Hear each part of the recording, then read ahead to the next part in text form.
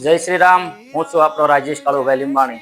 ગામના તમામ જ્ઞાતિજનોને જણાવતા આનંદ થાય છે, આપણા ગામની અંદર તારીખ 13, 14 અને 15 માર્ચ 2026 ના રોજ આપણા ગામના રામજી મંદિર એટલે કે ચોરો એના પ્રાણ પ્રતિષ્ઠા મહોત્સવનું આયોજન ભવ્ય અને દિવ્ય કરવામાં આવ્યું છે।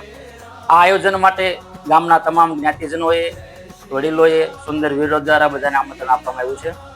હું આમંત્રણ બહારની વાત કરીશ, કેમ આમંત્રણ તો બધા દીધું છે અને ગામના તમામ લોકો આની અંદર આવવાના છે।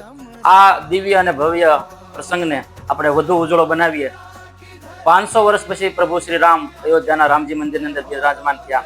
આપણે એ અવસરમાં ન જઈ શક્યા, પણ સણોસરાના ઠાકરે આપણા જ્ઞાતિજનો માટે ફરીને આવો અવસર લાવ્યા કે તમે અયોધ્યા નહીં જઈ શક્યા તો સણોસરાની અંદર રામજી મંદિર પ્રભુ શ્રી રામની પ્રાણ પ્રતિષ્ઠા મહોત્સવ થવા જઈ રહી છે।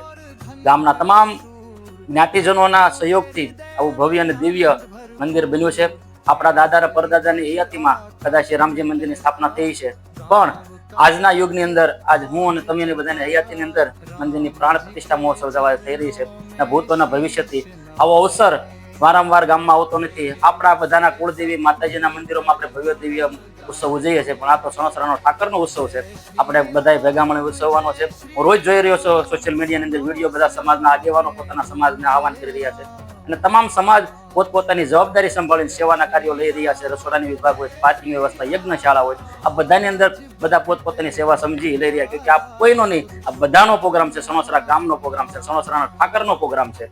અને આ ઉત્સવની બહાર બીજું કહેવા માંગીશ કે આપણે જ્યારે દિવાળીના દિવસે આપણા ઘરની આગળ રંગોળી કરીએ છીએ, દીવા પ્રગટાવીએ છીએ, લાઇટો લગાડીએ, સિરીઝ લગાડીએ, તોરણ બાંધીએ છીએ, એમ તમામ ગ્રામજનોને મારી એક વિનંતી છે કે આ 3 દિવસ માટે આ દિવાળીથી પણ વિશેષ ઉત્સવ ઉજવવાનો છે, તો આપણા ઘરની આંગણે રંગોળી પૂરજો, દીવા લગાડીજો, સિરીઝો લગાડીજો, તોરણ બાંધજો અને ગામને એવું સજાવવાનું છે કે આવનારે ઇતિહાસમાં જ્યારે સણોસરાનો ઇતિહાસ લખાય ત્યારે રામજી મંદિરના પ્રાણ પ્રતિષ્ઠા મહોત્સવનો ઇતિહાસ જરૂર લખવામાં આવે। એટલે બધાને વિનંતી છે કે આ 3 દિવસ ગામના 18 વરણ એક પંગત ઉપર જમશે સાહેબ, આનાથી વિશેષ રામ રાજ્ય શું કહી શકીએ। તો આવો બધા દિવ્ય અને ભવ્ય આ ઉત્સવને પ્રાણ પ્રતિષ્ઠા મહોત્સવને બનાવીએ। આ બધાને વિનંતી છે, કેમ કે આપણા કોઈના પણ પ્રસંગમાં પોતાની હાજરી એ માટે દેવા જઈએ છીએ કે સામેવાળાને સારું લાગે। તો જો એક તમારી હાજરીથી સામેવાળા વ્યક્તિને સારું લાગતું હોય તો આ તો સણોસરા ઠાકરનો ઉત્સવ છે, અને એની ઉત્સવની અંદર જો તમે હાજરી આપો કે ઠાકરને કેટલું રોડું લાગશે।